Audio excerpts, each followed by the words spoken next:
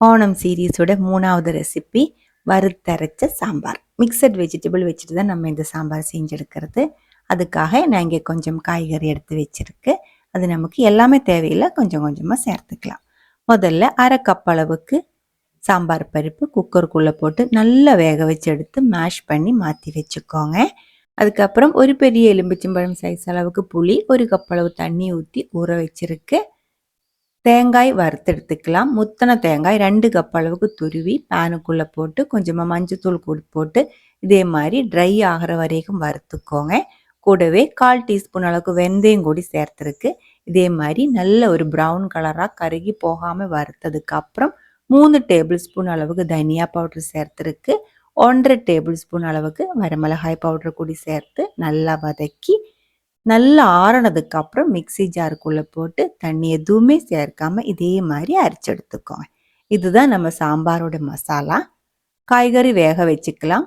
1/2 cup அளவுக்கு சேனக்கிழங்கு, 1/2 cup அளவுக்கு பூசணிக்காய், 1/2 கப் அளவுக்கு மஞ்சள் பூசணி, 1/2 கப் அளவுக்கு கத்திரிக்காய், 1/2 கப் அளவுக்கு நேந்திரக்காய், கொஞ்சமாக வெள்ளரிக்காய், 1/4 கப் அளவுக்கு புடலங்காய், கூடவே காரத்துக்கு தகுந்த மாதிரி கொஞ்சம் பச்சை மிளகாய்.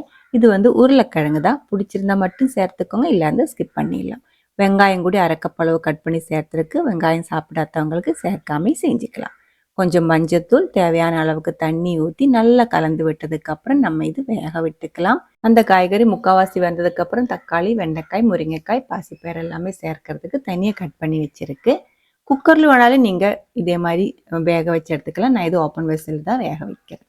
முக்கால்வாசி வந்ததுக்கு அப்புறம் நம்ம கட் பண்ணி எடுத்து வச்சிருக்கிற மிச்ச வெஜிடபிள்ஸ் எல்லாமே சேர்த்து மறுபடியும் நல்லா வேக விட்டுருக்கு. காய்கறி எல்லாமே கரெக்டாக வெந்ததுக்கு அப்புறம் தான் நம்ம வேக வச்சு எடுத்து வச்சிருக்கிற சாம்பார் பருப்பு, கரையை வச்சு எடுத்து வச்சிருக்கிற புளி, அரைச்சி ரெடி பண்ணி எடுத்து வச்சிருக்கிற சாம்பாரோட மசாலா, சாம்பார் மிக்ஸ் அதுவும் சேர்த்துருக்கு. நல்லா கலந்து விட்டுக்கோங்க. திக்காக இருந்தால் அதுக்கு தகுந்த மாதிரி தண்ணி ஊற்றி அட்ஜஸ்ட் பண்ணிடலாம். கொதிக்க விட்டுருக்கு. நல்லா 2-3 நிமிஷம் கொதிச்சதுக்கு அப்புறம் 3/4 டீஸ்பூன் அளவுக்கு பெருங்காயத்தூள் கூடி சேர்த்து நல்லா கலந்து விட்டு தீ ஆஃப் பண்ணியிருக்கு.